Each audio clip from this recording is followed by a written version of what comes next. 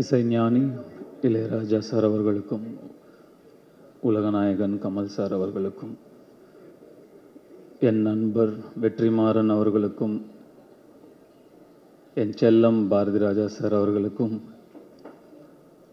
மற்றும் வாழ்த்த வந்திருக்கும் அனைவருக்கும் என்னுடைய வணக்கம்.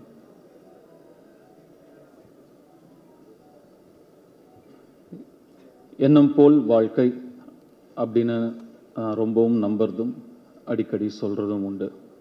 What you think you become. Manifesting. நம்மள பல பேர் இரவு தூக்கம் இல்லைன்னா இளையராஜா சாரோட பாட்டை அப்படியே கேட்டுட்டு எதமா மெய் மறந்து தூங்குவோம். ஆனால் நான் பல இரவுகள் இளையராஜா சாராகவே நடித்தா எப்படி இருக்கும்னு என் மனசில் நடித்து பார்த்துட்டு படுத்துகிட்டே இருந்திருக்கேன் தூக்கம் இல்லாமல். மேனிஃபெஸ்டிங். நான் 2 பேருடைய வாழ்க்கை வரலாறு தான் நடிக்கணும்னு ரொம்ப ஆசைப்பட்டேன். ஒன்று இசைஞானி இளையராஜா அவர்களுடையது, இன்னொன்று சூப்பர் ஸ்டார் ரஜினிகாந்த் அவர்களுடையது. ஒன்று நடக்குது. இது எனக்கு மிகப்பெரிய கர்வத்தை கொடுக்குது. இந்த இடத்துக்கு வர முடிஞ்சது, இந்த வாய்ப்பு எனக்கு கிடைச்சிருக்குங்கிறது. நான் இளையராஜா சாருடைய ரசிகன், பக்தன். அவருடைய இசைதான் எனக்கு துணை, மை கம்பேனியன். இது எல்லாருக்குமே பொருந்தும். அதை தாண்டி அவருடைய இசை எனக்கு ஒரு நடிப்பு ஆசானும் கூட. எனக்கு நடிப்புன்னா என்னன்னு தெரியாத காலத்திலேருந்து இப்போ வரைக்கும் ஒரு காட்சியை படமாக்கிறதுக்கு முன்னாடி அந்த காட்சிக்கு தகுந்த மூடில் இருக்கிற ஒரு இளையராஜா சாருடைய பாடலையோ பிஜிஎம்மையோ கேட்பேன். அந்த இசை அந்த காட்சியை எப்படி நடிக்கணும்னு எனக்கு சொல்லும். அதை அப்படியே உள்வாங்கி அந்த காட்சியில் நான் நடிப்பேன். வெற்றிமாறன் ஒரு சில தடவை இதை பார்த்துருக்காரு நான் பண்ணுறத. இப்போவும் இது ஒரு பெரிய சேலஞ்ச், இந்த கதாபாத்திரத்தை நடிக்கிறது பெரிய சேலஞ்ச், பெரிய ரெஸ்பான்சிபிலிட்டி அப்படின்னு சொல்கிறாங்க. எனக்கு அப்படி தெரியல. ஏன்னா இப்போவும் அதே இசை எனக்கு சொல்லும் அதை எப்படி நடிக்கணும் அவராகவே அப்படின்னு. ஸோ இப்போ மேலே வரும்போது, சார் நீங்கள் முன்னாடி போங்க, நான் அப்படியே உங்களை பின்னாடி ஃபாலோ பண்ணி வரேன்னு. நான் என்ன உனக்கு கைடா அப்படின்னு சார் கேட்டார். கைடு தான் சார், கைட் பண்ணிகிட்டே தான் வந்துட்டுருக்கீங்க இவ்வளோ வருஷமாக. நான் ஃபாலோ பண்ணி வந்துகிட்டே தான் இருக்கேன். ஏற்கனவே சொன்ன ஒரு இன்சிடென்ட் தான், நான் திரும்பியும் சொல்கிறேன். நான் ஒரு பாடல் விடுதலைக்காக ரெக்கார்ட் பண்ண வரும்பொழுது சார் என்னை கேட்டாங்க, போய் பாடு அப்படின்னா. போகும்போது அவர் அங்கேயே இருந்தார். சார் நீங்கள் இங்கே தான் இருப்பீங்களா அப்படின்னு கேட்டேன். நான் என்றைக்கு உன் கூட இல்லை அப்படின்னு திருப்பி என்னை கேட்டார். ஆமாம் சார், என் அம்மா வயிற்றில் நான் இருக்கும்போதுலேருந்து நீங்கள் என் கூடயே தான் இருக்கீங்க அப்படின்னு நான் சொன்னேன். இப்போவும் அதுதான் உண்மை. கூடவே தான் இருக்கார், கூடவே தான் இருப்பார்.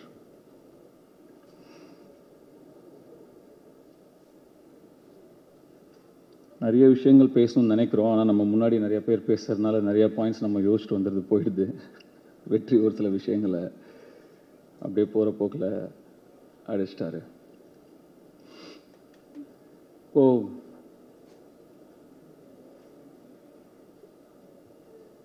ஒரு ஆர்டிஸ்டாக நான் இதோ எனக்கு கிடைச்ச ஒரு மிகப்பெரிய அங்கீகாரமாக நான் நினைக்கிறேன்.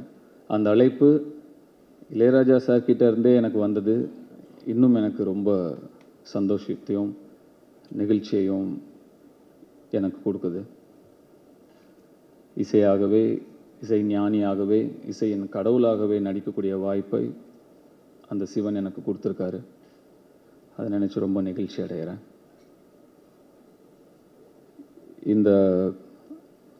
இங்கே இதை வாழ்த்த வந்திருக்கும் கமல் சார், அவருக்கு இசை மீதும் இசைஞானி மீதும் இருக்கும் காதலையும் அன்பையும் இதை காட்டுது. ரொம்ப நன்றி சார். அருண் நிறைய ப்ரெஷர் போடுறாங்கன்னு நினைக்கிறேன்.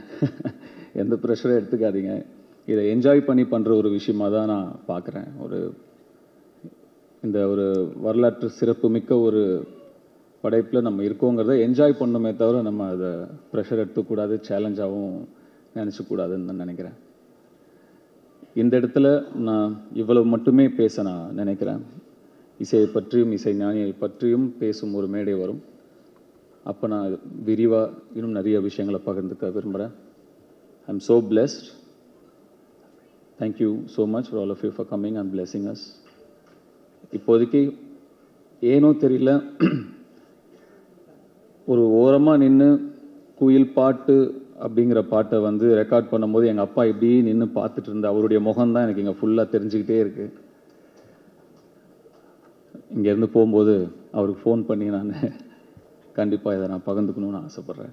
இன்னும் நிறையா இருக்குது. அப்புறம் லேட்டர் பேசுறது கண்டென்ட் இருக்காமல் போயிடுங்கிறதுனால இப்போ இதோட ஸ்டாப் பண்ணிக்கிறேன். Thank you so much. எல்லாருக்கும் வணக்கம். ரெண்டு பேரும் நிறைய பேசிட்டாங்க.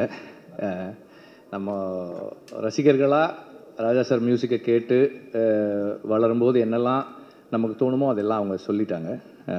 எனக்கு வந்து ராஜா சார் மியூசிக் பற்றி எப்போ கேட்டாலும் வந்து நான் ஒன்று தான் சொல்லுவேன். அது வந்து எங்கள் அம்மாவுடைய அன்பு மாதிரி. It's a constant, it never changes. நமக்கு வாழ்க்கையில் நிறைய என்னென்னவோ மாற்றங்கள் வந்தாலும் அவர் மியூசிக் நமக்குள்ளே ஏற்படுத்துகிற அந்த உணர்வு வந்து எப்போதும் அப்படியே தான் இருந்திருக்கு. ராஜா சாரோட பழகிறதும் ஒர்க் பண்ணுறதும் வந்து இது அவர் சொன்னதுக்காக சொல்கிறேன், நான் ரங்கராஜ் சொன்னதுக்காக சொல்கிறேன். அவ்வளோ இலகுவாக, அவ்வளோ எளிமையாக, எந்த விதமான கான்ஃப்ளிக்டோ ஒரு மிஸ் அண்டர்ஸ்டாண்டிங்ஸோ அல்லது கன்ஃபியூஷன்ஸோ இல்லாமல் நீட்டாக ஸ்மூத்தாக அவ்வளோ ஃப்ரெண்ட்லியாக இருக்கும். ஃப்ரெண்ட்லின்ற டேர்ம் நான் ஏன் யூஸ் பண்ணுறேன்னா, he treats me as an equal. ஒரு டைரக்டரை அவர் அப்படி தான் பார்க்குறாரு. அவர் முதல் படத்துக்கு மியூசிக் பண்ணும்போது எனக்கு 1 வயசு. ஸோ ஆனால் என்னோட அவர் பேசும்போது படம் பார்த்துட்டு என்கிட்ட சொன்னார், நான் சஜஷன்ஸ் சொல்லலாமா அப்படின்னு கேட்டார். அவர் அது என்கிட்ட அப்படி கேட்க வேண்டிய அவசியமே கிடையாது. சார் சொல்லலாம் சார் அப்படின்னு கொஞ்ச நேரம் ஒரு 2-3 லைன்ஸ் பேசினார். பேசிட்டு நான் கரெக்டாக சொல்கிறேன்னா am I in the right track அப்படின்னு கேட்டார். எஸ் சார் கரெக்டாக இருக்குது சார், கண்டினியூ பண்ணுறோமா அப்படின்னாரு. எஸ் சார் அப்படின்னேன். அதுக்கப்புறம் தான் சொன்னார், சொல்லிவிட்டு ஆஸ் அ மியூசிக் டைரக்டர் இது எனக்கு தோணுது, உனக்கு என்ன ஃபீல் பண்ணுறியோ நீ அதை பண்ணு அப்படின்னு சொன்னார். ஸோ அந்த அளவுக்கு என்னை வந்து ஒரு அந்த ஸ்பேஸில் வச்சு தான் வந்து அவர் ஒர்க் பண்ணுவார். இப்போ நான் வந்து மனுஷின்னு ஒரு படம் ப்ரொடியூஸ் பண்ணுறேன், கோபி நயனாருடைய செகண்ட் ஃபில்ம். அந்த படம் வந்து ராஜா சார், கோபி ரொம்ப ஃபீல் பண்ணார். ராஜா சாரோட மியூசிக்கு ஒரு போஸ்டரில் அவரோட பேர் கூட என் பேரும் இருக்கிறது வந்து எனக்கு அவ்வளோ பெரிய பெருமையாக இருக்கும் அப்படின்னாரு. அதுக்கப்புறம் நான் சாரை கேட்டேன், சார் இப்படி ஒரு படம் பண்ணுறேன் சார், பண்ணுறீங்களா அப்படின்னு. பண்ணலாம், டைரக்டர் வர சொல்லுங்கன்னாரு. வந்து அப்புறம் பேசினாங்க. அதில் 2-3 இன்ஸ்டன்சஸ் இருந்தது எனக்கு. இதை நான் சொல்கிறது எதுக்குன்னா, ஒரு கம்போசராக அவருடைய ஒர்க் ஒரு வேலை செய்கிறாரு, அதுக்கும் அவருடைய பர்சனல் லைக்ஸ் டிஸ்லைக்ஸ் அண்ட் ப்ரிஃபரன்சஸுக்கும் எவ்வளவு டிஸ்டன்ஸ் வச்சுக்கிறாரு அப்படின்றதுக்காக தான். அதில் அதோட எண்டில் ஒரு வசனம் வரும். எனக்கு அது சார் அந்த எண்டில் ஒன்று இருக்குது சார், நீங்கள் பாருங்கள், பார்த்துட்டு சொல்லுங்கன்னு. படம் பார்த்தாரு, எதுவுமே பேசலை அதை பற்றி. பிகாஸ் அவருடைய பிலீஃபுக்கு ரைட் ஆப்போசிட்டாக ஒரு ஸ்டேட்மெண்ட்டில் படம் முடியுது. இப்போது ராஜா சார் மியூசிக் பண்ண எனக்கு என்ன இருக்குன்னா, ஐயோ இது எப்படி சார். அப்புறம் கேட்டேன், சார் இது உங்களுக்கு இது அந்த கடைசியில் வர்றதா அப்படின்னாரு. ஆமாம் சார், அந்த அந்த அந்த ஒரு லைன் அப்படின்னா அது பண்ணிடலாம் அப்படின்னாரு. ஒன்றுமே சொல்லலை. அதுக்கு ரொம்ப பியூட்டிஃபுல்லாக ஒரு மியூசிக் கம்போஸ் பண்ணி அதை பண்ணார். அப்புறம் அதில் ஒரு ஒரு ஒரு போலீஸ் ப்ரொசீஜரல் சீன். அது ஒரு சாதாரண ஒரு போலீஸ் ப்ரொசீஜர். அது வாங்க உட்காருங்க, இதை பண்ணுங்கள் அதை பண்ணுங்கள், அப்படி ஒரு சீனு. அந்த சீனை ராஜா இது அவரோட ஒர்க் பண்ண எல்லாருமே சொல்லியிருக்காங்க, நானும் சொல்லணுன்றதால இதை சொல்கிறேன். அது வந்து அவ்வளோ ஒரு ஒரு ஹியூமன் ஸ்டோரியாக மாற்றுறது இருக்கு இல்லையா. ஒரு அந்த மியூசிக்கினுடைய பவர், அந்த மேஜிக். அப்புறம் ராஜா சார் பேக்ரவுண்ட் ஸ்கோர் பண்ணும்போது நம்ம போய் உட்காந்து பக்கத்தில் பார்க்குறோம். அவர் ஏதோ பண்ணிகிட்டே இருப்பார். இது இப்போ ப்ளே பண்ணி நான் ரெக்கார்ட் பண்ணிகிட்டே இருப்பேன். அவர் பண்ணுறதெல்லாம் வீடியோவில் எடுத்துகிட்டே இருப்பேன். அவர் பண்ணுற ஈஸ் பார்க்கும்போது நமக்கு என்ன தோணும்னா, இது ரொம்ப ஈஸி போல் இருக்கே இது. அவர் உட்காந்து அப்படியே பண்ணுவார். இப்போ ப்ளே பண்ணு, அப்படி ஒரு மெஸ்மரைசிங்காக இருக்கும். ஓ இவ்வளோ ஈஸி தானே, நம்ம பண்ண கூட பண்ணிடலாம் போல் இருக்கே அப்படின்ற மாதிரி எஃபர்ட்லெஸ்ஸாக ஒரு மியூசிக்கை கொண்டு வந்து ஒரு சாதாரண காட்சியை அப்படி மாற்றக்கூடிய ஒரு மெஜிஷியன். மியூசிஷியன்றதோட ஒரு மெஜிஷியன் தான் என்னுடைய பார்வையில், நான் அவரை பக்கத்தில் இருந்து பார்த்ததில்ல. அதே மாதிரி பல பேர் சொல்லியிருக்கிற அதே விஷயந்தான். இப்போது விடுதலைக்கு வந்து ஒரு சாங் அப்படின்னு கேட்டால் 2 டியூன் நல்லாயிருக்கு, இன்னொன்று பண்ணலாமா, இன்னொன்று பண்ணுறாரு, அதுவும் நல்லா ஒரு 5 டியூன் பண்ணிட்டார் ஒரு சாங்குக்கு. அப்போ ஒரு சாங் இருக்க வேண்டிய இடத்துல 3 சாங் ஆயிடுச்சு படத்தில். அந்த மாதிரி என்னை வந்து அவ்வளோ தனக்கு அவ்வளோ நெருக்கத்தில் அலோவ் பண்ணி he is letting me see himself. அவரோட பேசுறது, அவரோட எக்ஸ்பீரியன்ஸஸை ஷேர் பண்ணிக்கிறது, இதெல்லாம் அவ்வளவு என்ரிச்சிங்காக இருக்குது எனக்கு as a person. And as a film maker அவர் அந்த ஒரு ஃபில்மை அண்டர்ஸ்டாண்ட் பண்ணிக்கிறது, அப்ரோச் பண்ணுறது, and way he treats background score for a film. ஒரு சீன் பார்த்துட்டே இருந்தார், அவர் நோட்ஸ் எழுத ஆரம்பிக்கும் போது சொன்னார், அந்த சீன் ரொம்ப நல்லா இருக்குது, அதனால் அதை அப்படியே விட்டுருவோம், மியூசிக் வேண்டாம் அப்படின்னாரு. இதெல்லாம் வந்து எனக்கு நார்மலாக நம்ம இது வரைக்குமான அனுபவம் வந்து ரொம்ப நல்லாயிருக்கு, நம்ம இன்னும் நல்லா ஒரு மியூசிக் பண்ணணும் அப்படின்றது ரொம்ப நல்லாயிருக்கு. Let us stay away, let us give the space for silence அப்படின்றது, இதெல்லாமே வந்து ரொம்ப ஸ்பெஷலானது. These are all my personal experiences. And Raja சாருடைய லைஃபை படமாக எடுக்கிறது அப்படின்னும் போது it's a big documentation of a nation. இந்த நாட்டினுடைய அவர் ஒர்க் பண்ணிக்கிட்டு இருக்க இந்த 40+ இயர்ஸ் ப்ளஸ் அவர் அந்த பாயிண்ட்டுக்கு வர்றதுக்கு முன்னாடியான 40 இயர்ஸ், இவ்வளவு காலங்களையும் ஒரு நாட்டினுடைய வரலாற்று பதிவாக அவருடைய இசையில் நாம் கொண்டு வந்து சேர்க்குறோம். Because film music is or bookmarks of life. ஒரு பாட்டை கேட்டால் ஒரு அனுபவம் வரும். எனக்கு வந்து தேவர் மகன் சாங் கேட்டால், நானும் என் ஃப்ரெண்டும் வந்து ஒரு ராணிப்பேட்டிலேருந்து வெள்ளூர், எனக்கு அப்போ ஜாண்டிஸு, வீட்டில் உட்கார வச்சுருந்தாங்க, எங்கள் அம்மாவுக்கு தெரியாமல் சைக்கிள் எடுத்துக்கிட்டு போனோம்.